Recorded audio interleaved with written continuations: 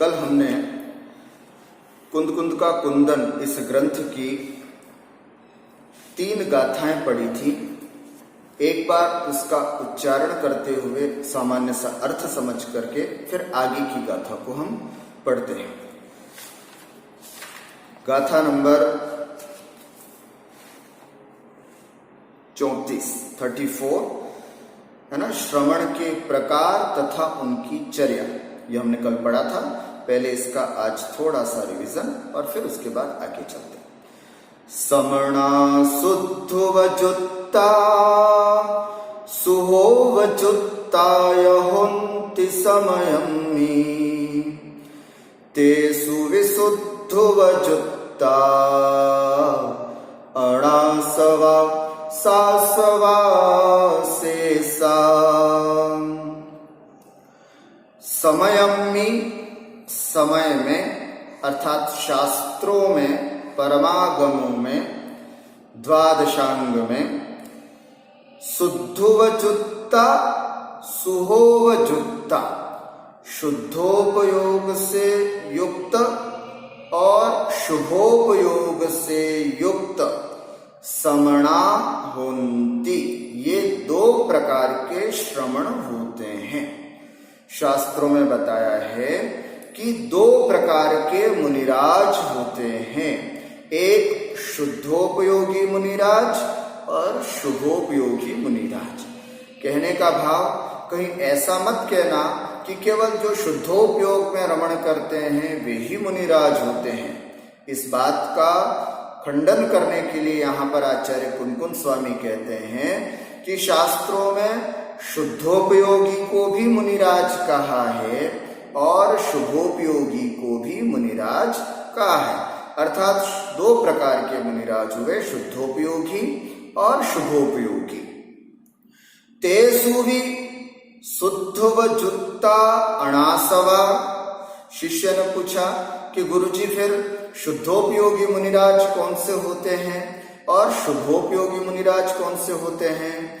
तो शुद्धोपयोगी मुनिराज के लिए कहा तेसु, अर्थात उन शुद्धोपयोगी और शुभोपयोगी मुनिराजों में अणासवा शुद्धवजुत्ता, अर्थात आश्रव से जो रहित हैं, जिनके आश्रव ये है ना, सांप्रदायिक आश्रव जिनके नहीं होता है, कषायों से युक्त जो आश्रव होता है वो जिनके नहीं होता है, वे तो मुनिराज कहलाते हैं शुद्धवजुत्ता, अर्थात शुद्धोपयोगी मुनिराज।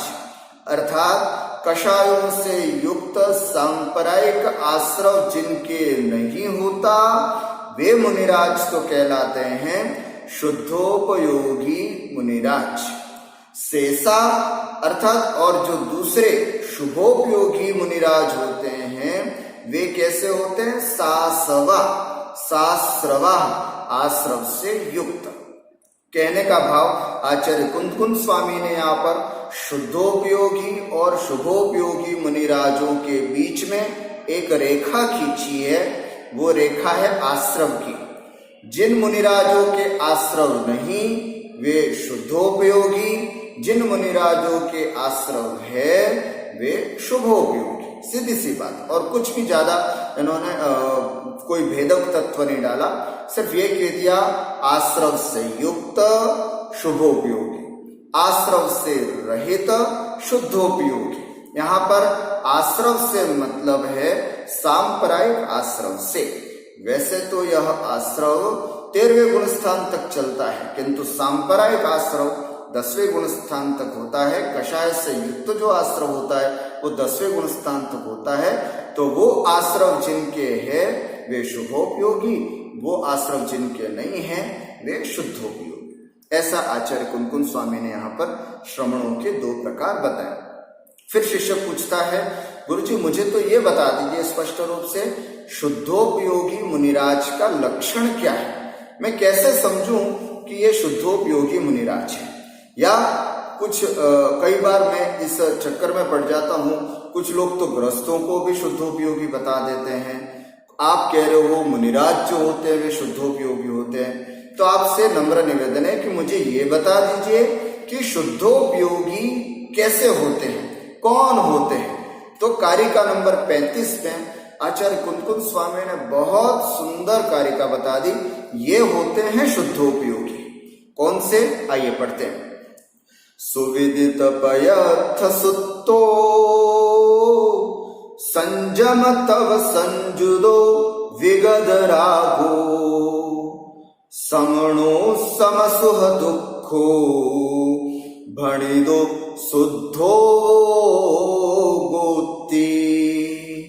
ये शुद्धोपयोगी किसे कहते हैं। तो सबसे पहला डाउट शिष्य का यह था कि शुद्धोपयोगी श्रावक हो सकता है या केवल श्रवण हो सकता है। तो सबसे पहले आचार्य कुंतकुंज स्वामी ने समणो शब्द कह करके इस प्रश्न का समाधान कर दिया कि समणो शुद्धो गो इति भणिदो, कि श्रवण ही शुद्धोपयोगी होता है ऐसा कहा। इसका मतलब जो गृहस्थ शुद्धोपयोगी अपने आप को मानते हैं वे कम से कम आचार्य कुंतकुंज स्वामी की इस पंक्ति को पुनः ध्यान दे रहे हैं, है ना। समणो शुद्धो गो इति भणिदो, अर्थात श्रवण ही शुद्धोपयोगी होता है ऐसा कहा गया है। श्रावक या गृहस्थ शुद्धोपयोगी न किंचित न अधिक नहीं होता है, ये बात स्पष्ट हो गई। अब कौन सा श्रवण शुद्धोपयोगी होता है, ये भी बात सुन लीजिएगा फिर। क्या सभी श्रवण, क्या सभी साधु शुद्धोपयोगी होते हैं क्या? नहीं। उसके लिए 4 विशेषण यहां पर दिए हैं कि श्रवण में भी कौन से श्रवण शुद्धोपयोगी होते हैं। ये 4 विशेषण देखिएगा। कौन कौन से? सुविदित पयथ सुत्तो, सुविदित अच्छी प्रकार से जिन्होंने जान लिया, विदित माने जान लिया, सुप्रकार, सु माने सुष्ठु, अच्छी प्रकार से, अच्छी प्रकार से जिन्होंने जान लिया है। किसको? पयथ सुत्तो। पयथ का अर्थ होता है पदार्थ, सुत्तो का अर्थ होता है सूत्र अर्थात शास्त्र, है ना। अर्थात नव जीवादि नव पदार्थ को और शास्त्रों को या शास्त्रों के सार को जिसने अच्छी प्रकार से जान लिया है, ऐसे शुद्धोपयोगी मुनिराज होते हैं। पहला विशेषण।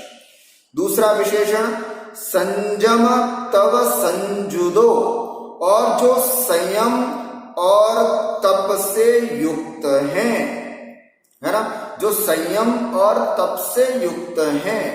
संयम का मतलब यहां पर 12 प्रकार का संयम, 6 प्रकार का प्राणी संयम, 6 प्रकार का इंद्रिय संयम, 5 स्थावर और 1 त्रस, षटकाय जीवों की विराधना न करने रूप जो संकल्प है वो कहलाता है प्राणी संयम, और 5 इंद्रिय और मन के वशीभूत हो करके स्वच्छंद प्रवृत्ति न करना, ये कहलाता है इंद्रिय संयम। तो ऐसा 6 प्रकार का प्राणी संयम और 6 प्रकार का इंद्रिय संयम जिनके पास है, ऐसे श्रवण जो हैं वे शुद्धोपयोगी होते हैं। उसके बाद और एक और है संयम, और उसके बाद इसमें दिया तप, तप संजुदो, तप से। और तप का मतलब भी आपको मालूम है ना, इच्छा निरोधस तपः, अपनी इच्छाओं को रोकना तप कहलाता है। और वो तप मुख्य रूप से 2 प्रकार के, बहिरंग और अभ्यंतर तप। तो बाह्य तप जो है वे हमारे अनशन, उनोदर, वृत्ति परिसंख्यान, रसद परित्याग, विविक्त शय्यासन और काय क्लेश, ये बहिरंग तप है। और प्रायश्चित, विनय, वैयावृत्ति, स्वाध्याय, वित्सर्ग और ध्यान, ये हमारे अंतरंग तप है। तो ऐसे 6 प्रकार के बहिरंग, 6 प्रकार के अंतरंग तपों से भी युक्त होते हैं। ऐसे श्रवण जो होते हैं वे शुद्धोपयोगी, अर्थात शुद्धोपयोगी श्रवण जो होते हैं वे शास्त्रों के, है ना, पदार्थों के जानकार होते हैं, 12 प्रकार के संयम और 12 प्रकार के तप को करने वाले होते हैं। विगत रागो, और राग से रहित होते हैं, वीतरागी होते हैं, है ना, राग का, है ना, राग रहित होते हैं। और ये राग कहाँ से आता है? ये राग कब खत्म होता है? 10वें गुण स्थान में। तो ऐसे 10वें गुण स्थान से ऊपर 11वें और 12वें गुण स्थानवर्ती ही शुद्धोपयोगी होते हैं। ये यहाँ पर आचार्य कुनकुन स्वामी का अभिप्राय है। तो विगत रागो, राग से रहित होते हैं, ऐसे शुद्धोपयोगी होते हैं। समसुह दुखो, और सुह माने सुख में और दुख में जो समान भाव रखते हैं, समता भाव रखते हैं, ऐसे समणों, ऐसे जो श्रमण हैं वे शुद्धोपयोग से युक्त होते हैं। इति भणिदो, ऐसा कहा गया। कैसे श्रवण शुद्धोपयोग से युक्त होते हैं? जिनको जीवादि नव पदार्थ और शास्त्रों का ज्ञान है अथवा भेद विज्ञान है, ऐसे श्रवण जो 12 प्रकार के संयम, 12 प्रकार के तप से युक्त हैं, ऐसे श्रवण जो राग से रहित हैं और सुख और दुख में समत्व भाव रखते हैं, ऐसे समणों, ऐसे श्रवण जो हैं वे शुद्धोपयोगी होते हैं। 5 पांडवों में 3 पांडव शुद्धोपयोगी थे, है ना, युधिष्ठिर, भीम और अर्जुन। ये 3 अत्यंत शुद्धोपयोगी होने की वजह से, जैसे हमने पढ़ा था, शुद्धोपयोग का फल क्या होता है? निर्वाण। अतः वे निर्वाण को प्राप्त हो गए। लेकिन 2 पांडव जो कि उनको अपने शरीर के प्रति ममत्व तो नहीं था, लेकिन अपने भाइयों के कष्ट को वो सहन नहीं कर पाए, इस वजह से उनका राग उत्पन्न हुआ और राग की वजह से वे शुद्धोपयोगी नहीं रहे और शुभोपयोगी हो गए। और शुभोपयोगी का फल हम सब जानते हैं, सग्ग सुहम, स्वर्ग सुख। अतः वे 33 सागर के लिए सर्वार्थ सिद्धि विमान में उनकी उत्पत्ति हुई। तो कहने का भाव है, वे सब मुनिराज, पुराणों में शास्त्र उठा करके देख लें, जितने भी तप करते करते करते निर्वाण को प्राप्त हो गए, वे सब शुद्धोपयोगी, और जो केवल स्वर्ग सुख को प्राप्त हुए वे सब शुभोपयोगी मुनिराज हुए। ऐसे समझिए। उसके बाद फिर प्रश्न हुआ कि आपने कहा समणा शुद्धो जुत्ता, श्रवण जो होते हैं वे ऐसे श्रवण जो है वो शुद्धोपयोगी होते हैं, कुछ श्रवण ऐसे होते हैं जो शुभोपयोगी भी होते हैं। तो हमारा निवेदन है कि गुरुजी आप ये बताइए श्रवण किसे कहते हैं? तो ये भी हमने कल पढ़ लिया था। श्रवण की परिभाषा, बहुत सुंदर श्रवण की परिभाषा, लक्षण यहाँ पर बताया। इतना सुंदर लक्षण मुझे तो कहीं देखने में नहीं आता है जैसा सरल भाषा में आचार्य कुनकुन स्वामी ने यहाँ पर बताया। श्रवण किसे कहते हैं, मुनिराज किसे कहते हैं, बहुत सुंदर लक्षण यहाँ पर बताया। क्या है? समसत्तु बंधुवक्को समसुह दुःखो पसंसणिन्द समो समलोष्ठ कंचनो पुण जीवित मरणे समो समणो। समो समणो, जो समता भाव रखता है वो श्रवण कहलाता है। कितनी सुंदर सी बात। समो समणो, जो समता भाव रखता है, श्रवण की सबसे बड़ी पहचान है ना समता भाव है। जिसके समता भाव है वो श्रवण कहलाता है। किस किस में समता भाव? समसत्तु बंधुवक्को, सत्तु शत्रु में, बंधुवक्को और बंधु वर्ग में, शत्रु वर्ग में और बंधु वर्ग में जो समता भाव रखे वो श्रवण। समसुह दुखो, सुख और दुख में जो समत्व परिणाम रखे वो कहलाते हैं मुनिराज श्रमण। प्रशंस निंद समो, प्रशंसा और निंदा में भी जो बिल्कुल समान भाव रखे, प्रशंसा में हर्षित न हो और निंदा में व्यथित न हो, ऐसे श्रमण होते हैं। समलोठ कंचनों, और लोठ मिट्टी का ढेर, लोष्ठ या पत्थर आदि, या फिर उसमें, और कंचनों, कंचन माने होता है कंचन, कंचन माने होता है सोना, मिट्टी के ढेर और सोना दोनों जिसके लिए समान होते हों।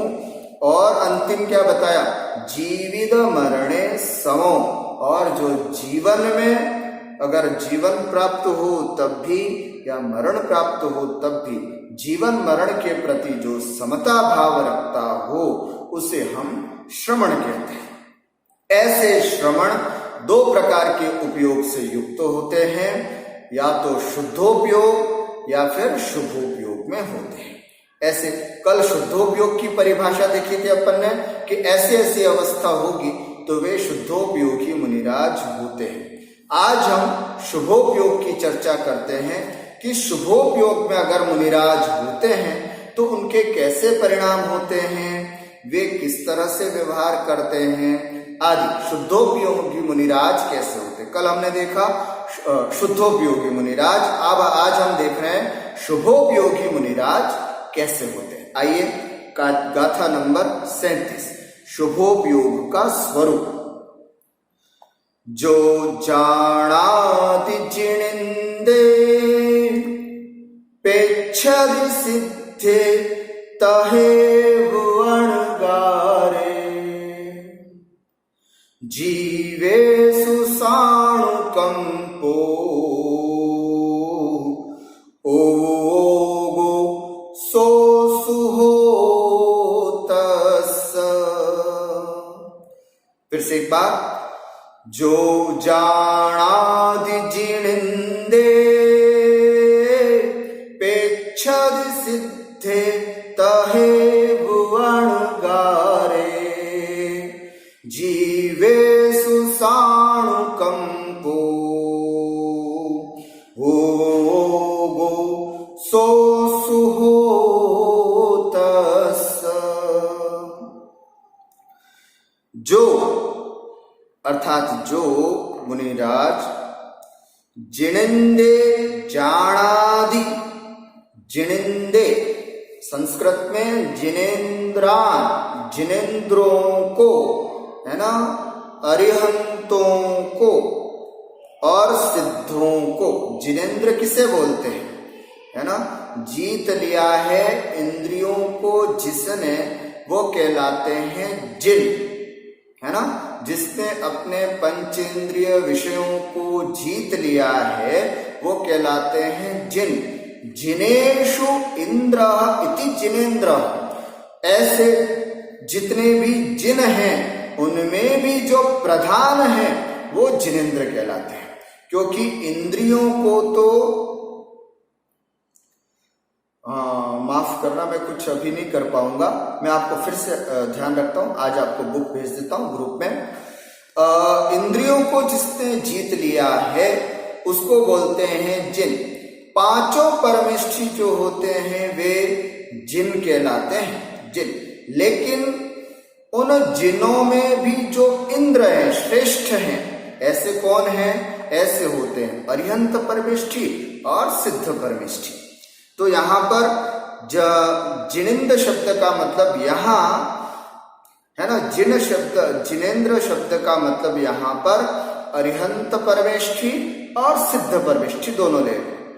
जो जिनिंदे जानादि, जो जिनेन्द्र, शुभोपयोगी मुनिराज की बात कर रहे हैं। शुभोपयोगी मुनिराज कैसे होते हैं, जो जिनेन्द्रों को जानते हैं, जो जिनेन्द्र के स्वरूप को जानते हैं, है ना, अर्थात अरिहंत और सिद्ध परमेष्ठी को जो अच्छी तरह से समझते हैं, उनका ध्यान करते हैं, उनके बारे में पढ़ते हैं, उनका विचार करते हैं, उनका संस्तवन करते हैं, ये कहलाता है जो जानादि जिनेंद्र, वे सभी शुभोपयोगी होते हैं। उसके बाद पैच्छदि सिद्धे, अच्छा यहाँ पर शायद जिनेंद्र शब्द का अर्थ केवल अरिहंत परमेष्ठी लिया है, सिद्ध नहीं, क्योंकि सिद्ध के लिए अलग से शब्द आया है। तो जिनों में, पांचों परमेष्ठियों में प्रमुख जो है वो अरिहंत परमेष्ठी है, तो जिनेंद्र शब्द से यहाँ पर अरिहंत परमेष्ठी लेना है। उसके बाद पेच्छदि सिद्धे, और जो सिद्धों को पेच्छदि अर्थात पश्यति अर्थात देखता है या देखते हैं, जो सिद्धों को देखते हैं, सिद्धों को जानते हैं, सिद्धों का स्मरण करते हैं, वे तहेव और तथैव अणगारे, और उसी प्रकार अनगारों को, अनगार का मतलब क्या, ये सब द्वितीय बहुवचन में, अगर आप प्राकृत व्याकरण समझते हैं तो द्वितीय बहुवचन के प्रयोग हैं। जिनेंद्र जानादि, जिनेंद्रों को जानता है अर्थात अरिहंतों को जानते हैं। सिद्धे पेच्छदि, सिद्धों को देखते हैं, जानते हैं, समझते हैं।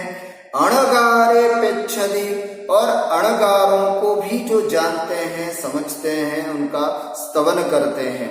अणगार का मतलब क्या होता है, मुनिराज अर्थात आचार्य परमेष्ठी, उपाध्याय परमेष्ठी और साधु परमेष्ठी, ये तीनों परमेष्ठियों का ग्रहण अपन अणगार शब्द से लेंगे। सागार का मतलब श्रावक, अनगार का मतलब होता है मुनिराज। आपने सुना होगा सागार धर्मामृत, वहां पर श्रावकों की चर्चा की। अनगार है ना, अनगार धर्मामृत, वहां पर मुनिराजों की चर्चा की। तो अनगार का अर्थ होता है मुनिराज, अपन ने पहले भी पढ़ा था। आगार का मतलब होता है परिग्रह, परिग्रह से रहित होते हैं वे अनगार होते हैं। तो यहाँ अनगार का मतलब मुनिराज लेना है। और वर्तमान में मुनिराज या हमेशा मुनिराज तीन प्रकार के होते हैं, आचार्य परमेष्ठी, उपाध्याय परमेष्ठी और साधु परमेष्ठी। तीनों प्रकार के मुनिराजों को यहाँ पर ग्रहण करना है। और जीवेषु साणुकंपो, और जीवेषु समस्त जीवों के प्रति साणुकंपो अर्थात अनुकंपा से युक्त हैं, दया भाव से युक्त हैं। सो तस्य सुहो उवोगो, उसके वह जो उपयोग है वह शुभोपयोग होता है ना। शुभोपयोग की परिभाषा दी, जो जिनेंद्रों को अर्थात अरिहंत परमेष्ठी को जानता है, सिद्धों को देखता है। अणगार मतलब आचार्य, उपाध्याय और साधु परमेष्ठी को जानता है, देखता है। और जीवेषु साणुकंपो, और समस्त जीवों के प्रति जो दया भाव रखता है।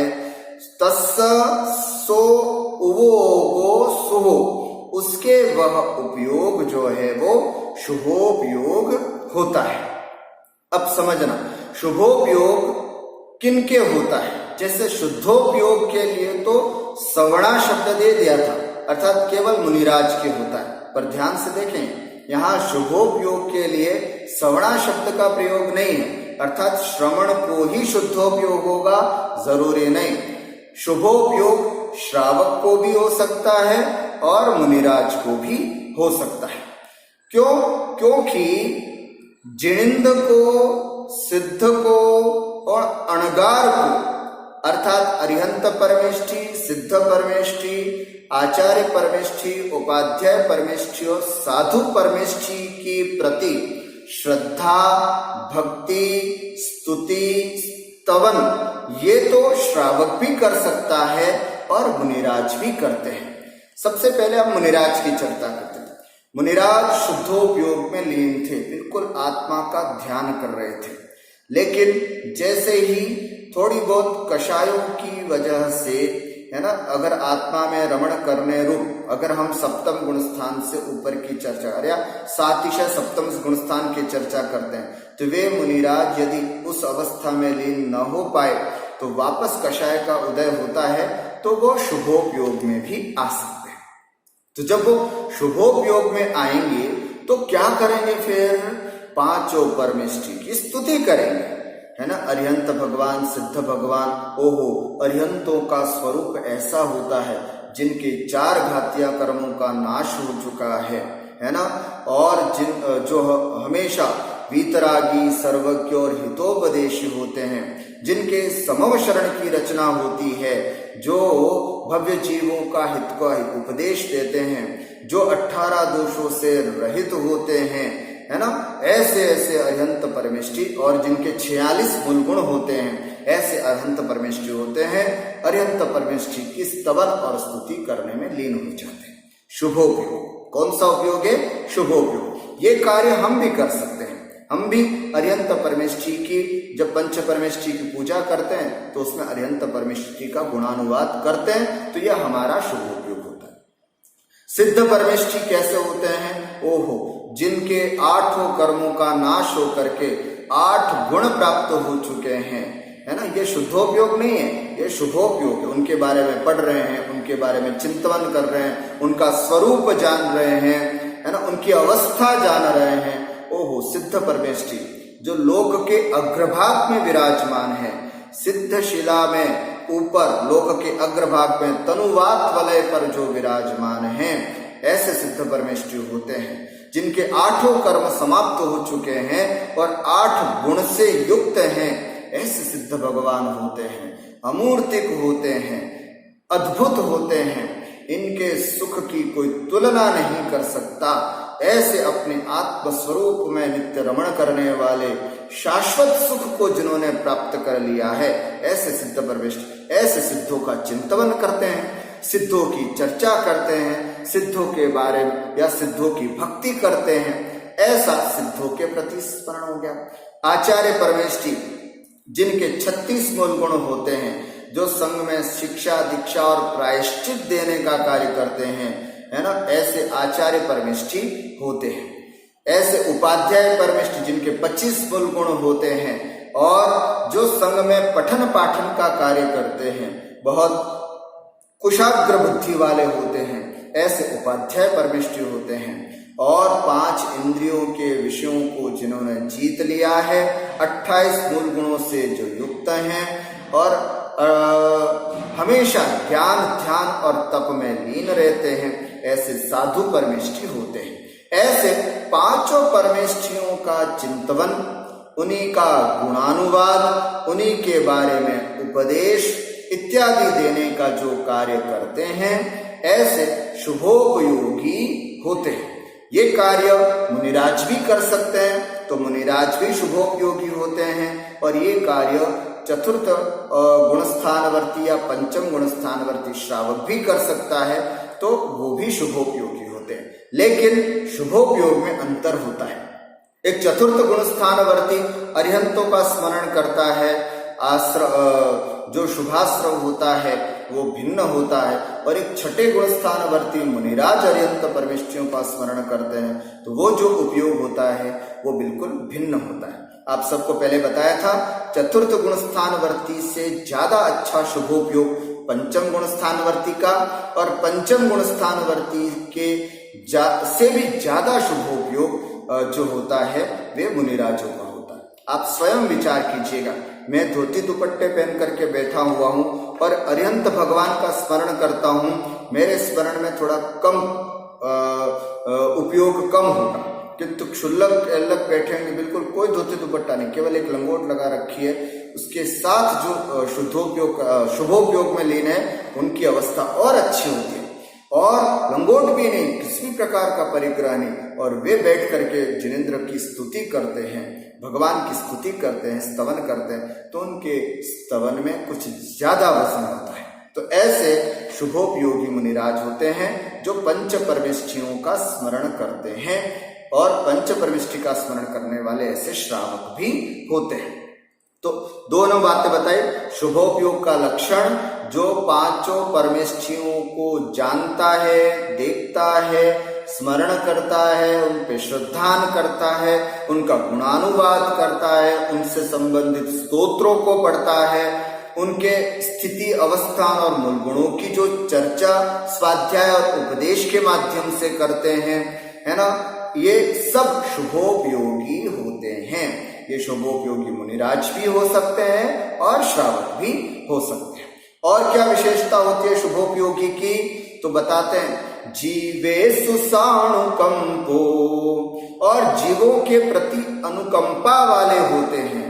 जीवों के प्रति अनुकंपा अर्थात सभी जीवों के प्रति उनका अनुकंपा भाव होता है। जैसे मुनिराज तो महाव्रती होते हैं, अहिंसा महाव्रती, तो उनकी अनुकंपा तो अद्भुत है, अद्भुत है। वे तो त्रस जीवों के भी और स्थावरों के सब षटकाय जीवों की हिंसा का त्याग करके बैठे हुए हैं, तो उनकी अनुकंपा तो अद्भुत है। एक हाथ भी उठाएंगे, कहीं पर कुछ रखेंगे, उठाएंगे, तब भी पीछे से कोई जीव तो न मर जाए, अनुकंपा। एक कदम भी चलेंगे तो 4 हाथ जमीन देख करके चलेंगे, अनुकंपा। हाथ में आहार ग्रहण कर रहे हैं, कहीं ऐसा तो नहीं कि कोई भी जीव इसमें आ जाए, अनुकंपा। उनकी अनुकंपा का तो कहना ही क्या, जिनके हृदय में बहुत अनुकंपा, मलमूत्र विसर्जन करेंगे, वहीं पर भी कहीं किसी जीव का मरण न हो जाए तो पीछे से मार्जन करके करते हैं, है ना। रात को करवट बदलने से पहले भी मेरी पीठ के नीचे कहीं जीव आकर के मर न जाए, अनुकंपा। ये कहलाती है मुनिराजों की अनुकंपा। तो ऐसे अनुकंपा से भी युक्त जब भी वो प्रवर्तन करते हैं तब वो शुभोपयोगी होते हैं। और उसके अलावा हम गृहस्थ भी पानी छान रहे हैं, शुभोपयोग। हम गृहस्थ रात्रि भोजन का त्याग कर रखे हैं, तो शुभोपयोग, है ना। और हम गृहस्थ भी जब भी झाड़ू लगा रहे हैं, देख रहे हैं ये चींटी मर ना जाए, धीरे से चींटी को उठा करके एक तरफ रख दिया। झाड़ू लगा रहे हैं या साफ कर रहे हैं, ऊपर आले में हमको कोई चटाई आदि रखनी है, तो ऐसा नहीं कि नीचे खड़े होकर के धड़ाम से ऊपर फेंक दी। अरे न जाने वहां जहां फेंकी आपने कौन सा जीव हो सकता है, कोई जीव की विराधना भी हो सकती है। तो एक सुधी श्रावक क्या करेगा, पहले ऊपर चढ़ेगा, उसको देखेगा, साफ करेगा और कपड़े से साफ करके कोई जीव अब नहीं है, और धीरे से चढ़ करके उसके ऊपर रखेगा। अनुकंपा हर स्थान पर, यहाँ पर अनुकंपा हमें समझनी है, अर्थात दया का भाव, जीवों के प्रति दया का भाव आ रहा है। पंखा मेरा काम हो चुका, अब मैं जा रहा हूं, ये व्यर्थ में नहीं जलना चाहिए, अनुकंपा, ये दया है वायु का एक जीवों के प्रति भी। वैसे है ना, अणुव्रती जो होता है वो तो त्रस जीवों का त्यागी, त्रस जीवों की हिंसा का नहीं, स्थावर जीवों की हिंसा, त्रस जीवों की हिंसा का त्यागी होता है पूर्णतः, है ना, जो अणुव्रती होता है। किंतु उसमें भी संकल्प हिंसा का विशेष रूप से त्यागी होता है, ये अपन ने पढ़ा था। लेकिन स्थावर जीवों को भी बड़ी दया भाव से उपयोग करता है और उसके प्रति दया भाव रखता है। तो ये अनुकंपा शुभोपयोगी जीव की हमेशा रहती है। ऐसा हमेशा जिसका मतलब जीवों को बचाने का भाव हमेशा जिसका रहे, वो शुभोपयोगी। आपकी थाली में 2 प्रकार की सब्जी हैं, एक आलू की सब्जी और एक लौकी की सब्जी। खाने से पहले जो अनुकंपी जीव होगा, अनुकंपा या दयालु जीव होगा या सम्यक दृष्टि जीव होगा, वो कहेगा नहीं, हटाओ, इसको हटा दो, ये मैं नहीं खाऊंगा, क्योंकि मैं त्याग भले ही नहीं है, पर मैं कोशिश करता हूं इन सब चीजों को नहीं खाऊं, क्योंकि सम्यक दृष्टि अविरति है, अभी भले त्याग न हो। वैसे तो आलू का त्याग होता ही है, स्वाभाविक है। जैसे मुरब्बा, अचार वगैरह, है ना, आपकी थाली में किसी ने रख दिया, कोशिश करता है वो कि नहीं, मुझे जीव दया का पालन करना है, और पुराना आचार जो होता है उसमें असंख्यात त्रस जीव उत्पन्न होते ही होते हैं। मुझे ज्ञात हुआ है, मैं कोशिश करूंगा कि मैं इसको नहीं खाऊं, मैं इससे दूर रहूं। जैसे ये परिणाम आपके उत्पन्न होते हैं, आप शुभोपयोगी कहलाते हैं। आपके मन में जीवों के प्रति दया करने का भाव बढ़ रहा है, तो इसको हम शुभोपयोग समझ सकते हैं। पर उसके पहले सम्यक दृष्टि होना बहुत जरूरी है। सम्यक दृष्टि ही शुभोपयोगी होता है। हम यदि मिथ्या दृष्टि है तो हमारा यह भाव शुभोपयोग के अंतर्गत नहीं आता। इस तरह से ये बहुत सुंदर बात यहाँ पर शुभोपयोग के बारे में बताई है। कुछ विशेष बात भी इसमें बताई है।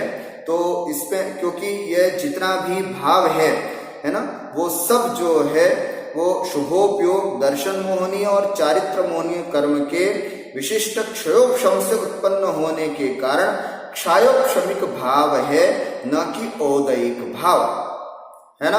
अर्थात कई लोग इस शुभोपयोग को औदयिक भाव के करके, चूंकि औदयिक भाव सर्वथा त्याज्य होता है, इसलिए इसको भी जो हमारा यह जीवों के प्रति दया करने का भाव, पंच परमेष्ठी के प्रति हमारी भक्ति का भाव, ये जितना भी है ये सब है, ये सब बंध के कारण हैं, ऐसा कह करके कुछ लोग इसको हेय मानते हैं। लेकिन यहाँ पर स्पष्ट कह रहे हैं, चूंकि शुभोपयोग जो है वो दर्शन मोहनीय तथा चारित्र मोहनीय कर्म के विशिष्ट क्षयोपशम से ही उत्पन्न होने के कारण इसको क्षयोपशमिक भाव कहते हैं, न कि औदयिक भाव। इसलिए आगम में क्षयोपशमिक भाव को मोक्ष का हेतु बताया है। मोक्ष के हेतु तीनों भाव, औपशमिक, क्षायिक और क्षयोपशमिक भाव, ये तीनों ही मोक्ष का हेतु है, इसलिए इन तीनों को अच्छा बताया जाता है। औदयिक भाव जो होता है वो हेय है। औदयिक भाव जो है वो विभाव रूप परिणमन है आत्मा का, है ना। तो इसलिए औदयिक भाव जो है वो हेय है। बाकी पारिणामिक भाव तो जो है वो जीवत्व, भवित्व और अभवित्व रूप होता है, इसलिए उसके आश्रय करने से परम उपादेय है हमारा जीव। इन सब का तो आश्रय हमारे लिए होता ही है, इसलिए वो तो परम उपादेय है। पर मैं विशेष रूप से यहाँ पर इतना ही कहना चाहता हूँ कि इस शुभोपयोग को भी कुछ लोग हेय बताते हैं, है ना। शुभोपयोग होना अच्छी बात है, शुद्धोपयोगी ही होना अच्छी बात है। ये वो वही लोग हैं जो चतुर्थ गुण स्थान में शुद्धोपयोग को स्वीकार करते हैं, वे शुभोपयोग को भी औदयिक भाव मान करके हेय बताते हैं। यहाँ क्षयोपशमिक भाव है ना, क्योंकि ये दर्शन मोहनीय और चारित्र मोहनीय के क्षयोपशम से भी उत्पन्न होता है, इसलिए ये क्षयोपशमिक भाव है। अतः क्षयोपशमिक भाव जो होता है वो हेय नहीं होता है। क्षयोपशमिक भाव जो होता है वो एक देश उपादेय होता है, इसलिए हमें इसको स्वीकार करना चाहिए। आइए अब हम चर्चा करते हैं शुभोपयोग श्रावक की और शुभोपयोग श्रवण की। शुभोपयोगी श्रावक जो होता है वो उसकी चर्या कैसी होती है, और शुभोपयोगी श्रवण जो होता है उसकी चर्या कैसी होती है। आइए कारिका देखते हैं, बहुत सुंदर। पहले हम श्रावक को समझ रहे हैं, शुभोपयोगी श्रावक कैसा होता है, फिर उसके बाद देखेंगे शुभोपयोगी श्रवण कैसा होता है। बहुत सुंदर यहाँ दोनों कारिका हैं, ध्यान से देखिए। अरहंत सिद्ध साहुसु भक्ति धम्ममि जाय खलु चेष्टा अणुगमनं पि गुरूणं पसत्थरागोत्तिवोच्चन्ति। पुनः एक बार। अरहंत सिद्ध साहुसु भक्ति धम्ममि जाय खलु चेष्टा अणुगमनं पि गुरूणं पसत्थरागोत्तिवोच्चन्ति। शिष्य ने कहा कि गुरुजी, ये शुभोपयोगी श्रावक भी होते हैं और शुभोपयोगी मुनिराज भी होते हैं, थोड़ा सा और स्पष्ट कर दीजिएगा कि शुभोपयोगी श्रावक कैसे होते हैं और शुभोपयोगी मुनिराज कैसे होते हैं। शुभोपयोगी मुनिराज होंगे तो वो किस तरह के परिणाम होते हैं, और शुभोपयोगी श्रावक होगा तो किस तरह के परिणाम होंगे। पहले कही गई बात से ही कुछ मिलती जुलती बात है ये भी, इसलिए जल्दी समझ में आ जाएगी। क्या कह रहे हैं? अरिहंत सिद्ध साहुसु, वही बात। अरिहंत भगवान में, सिद्ध माने सिद्ध भगवान में, और साहुसु अर्थात आचार्य, उपाध्याय और साधु में भक्ति अर्थात अच्छी तरह से उनकी भक्ति वंदना करना, यह शुभोपयोग है। अगर आप सुबह उठ करके ध्यान करते हैं, शुभोपयोग, या आप मंदिर जा करके दर्शन करते हैं, शुभोपयोग, पूजा कर रहे हैं और भगवान की भक्ति में लीन हैं, गुणानुवाद कर रहे हैं, शुभोपयोग। बैठ करके शास्त्र पढ़ रहे हैं, शुभोपयोग। जाप कर रहे हैं, शुभोपयोग। ये सब हमारा शुभोपयोग है। तो क्या करें? अरिहंत सिद्ध साहुसु भक्ति, पांचों परमेष्ठियों के प्रति जब जब भी हमारा भक्ति भाव, उनके प्रति श्रद्धा का भाव, उनके स्तवन वंदन का भाव होगा, वो हमारा शुभोपयोग होता है। और क्या कहते हैं? धम्मम्मी जाय खलु चेट्ठा, और धम्मम्मी धर्म में, अरिहंत भगवान के द्वारा जो बताया गया धर्म है, जैन धर्म है, उस धर्म में खलु निश्चय से, चेट्ठा अर्थात प्रवृत्ति, अरिहंत सिद्ध साधु के प्रति भक्ति और धर्म में प्रवृत्ति, धर्म में प्रवृत्ति होनी चाहिए। अर्थात धार्मिक क्रियाओं को करने में आपका मन लग रहा है, या आप धार्मिक क्रियाएं कर रहे हैं, जैसे दान कर रहे हैं, पूजा कर रहे हैं, गुरु की सेवा कर रहे हैं, प्रवचन सुन रहे हैं, है ना, स्वाध्याय कर रहे हैं, तप कर रहे हैं, ये सब धर्म में प्रवृत्ति है। यदि धर्म में प्रवृत्ति है तो वो भी शुभोपयोग। और तीसरी बात, अनुगमनम पि गुरुणम, और गुरुओं के कही गई बात को, है ना, गुरुणम, गुरु का अनुगमन करना, है ना। आचार्य उपाध्याय और साधु परमेष्ठी वाले जो हमारे जो गुरु हैं, गुरुणम, है ना, अर्थात जो हमको उपदेश देने वाले हैं, ऐसे गुरुओं का अनुगमन करना, उनकी बात को जानना, है ना, उनकी बात को मानना, उनको सुनना, उनकी बात का अक्षरशः पालन करना। गुरुओं का अनुगमन कैसे हो सकता है? गुरुओं का अनुगमन ऐसे हो सकता है कि हमारे नगर में हम गुरुओं के आने की व्यवस्था करें, हमारे नगर में गुरुओं के चातुर्मास कराने का प्रयास करें। चातुर्मास होता है या नहीं भी होता है तो मुनियों का शीतकालीन वाचना कराने का भाव करें, मुनियों को 10-15 दिन रुकवाने की व्यवस्था करें, और आ जाने पर उनके लिए समुचित वसति का देखें। मुनिराज कहाँ रुकेंगे? गर्मी में रुकेंगे तो ये जगह ठीक नहीं, सर्दी में रुकेंगे तो ये जगह ठीक नहीं। ये जितना भी आपका परिणाम है, ये सब गुरुणम अनुगमनम, गुरु के प्रति अनुगमन की बात है ना। शौच के लिए गुरुदेव की व्यवस्था कहाँ हो सकती है? वहां ठीक है, वहां उनको ले जाना ठीक रहेगा। कौन कौन जाएगा शौच में? ये व्यक्ति जाएंगे, ठीक है, आप सबकी व्यवस्था यहाँ पर हो गई। उसके बाद आहार की चर्या कैसे हो सकती है? अच्छे से अच्छी मुनिराज की आहार चर्या हो, किसी भी प्रकार के उनके आहार में व्यवधान न हो, इस प्रकार का परिणाम होना, ये भी अच्छी बात होती है। इसी प्रकार हमारे गुरुराज जब होते हैं तो उनके उपदेश की व्यवस्था करना, उनके उपदेश में और अधिक से अधिक लोग उनका लाभ ले सके, ऐसे परिणाम करना, ये सब। और फिर सबसे बड़ी बात, गुरु ने जैसा कहा वैसा अनुगमन करना, जैसा उन्होंने कहा वैसी प्रवृत्ति करना।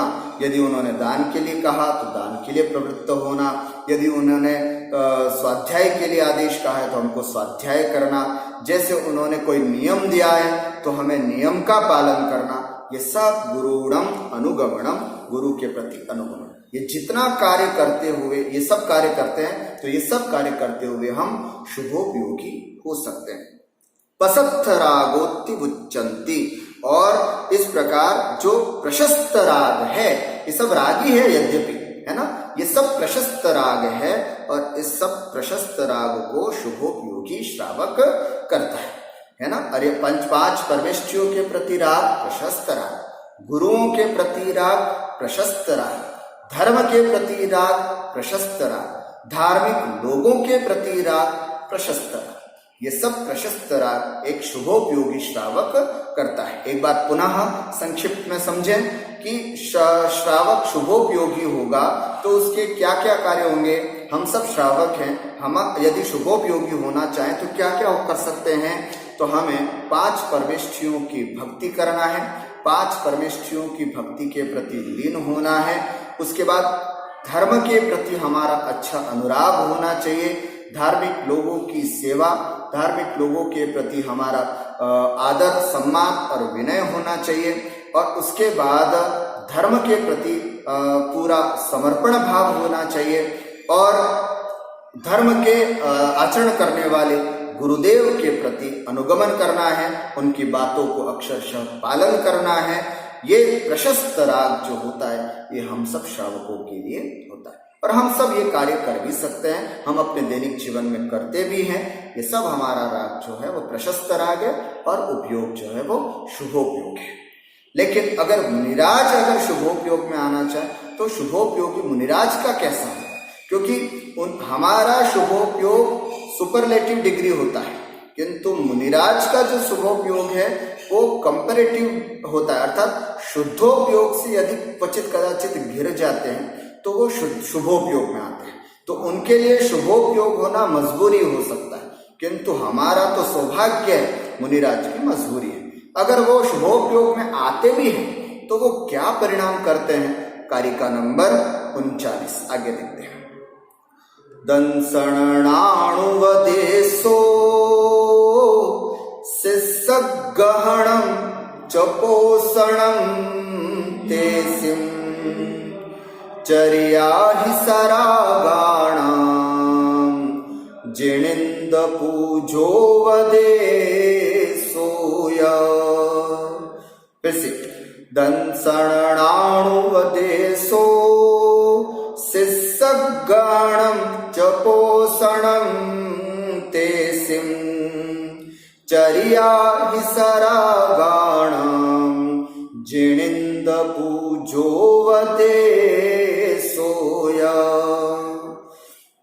एक एक छाट करके कारिकाओं का संकलन किया गया। सोचिएगा, वो 50 इकाई की कारिका थी, ये प्रवचन सार जी की गाथा है ना। ये प्रवचन सार में एक शुभोपयोगी मुनिराज क्या प्रवर्तन करते हैं, किस तरह की उनकी चर्या होती है, वो यहाँ पर ला करके रखिए।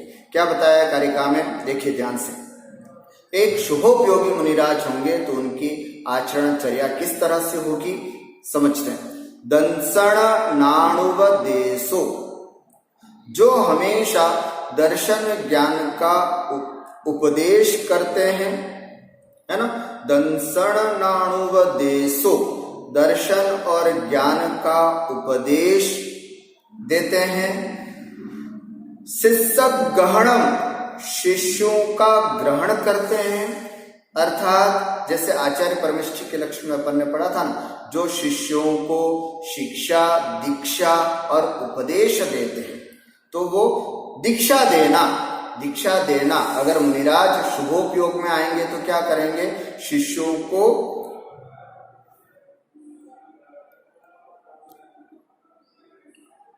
आवाज आ रही है शायद, लगभग मेरे हिसाब से, शिष्यों को उपदेश देते हैं, अर्थात उनको शिष्यों का ग्रहण का मतलब शिष्यों को दीक्षा आदि देना।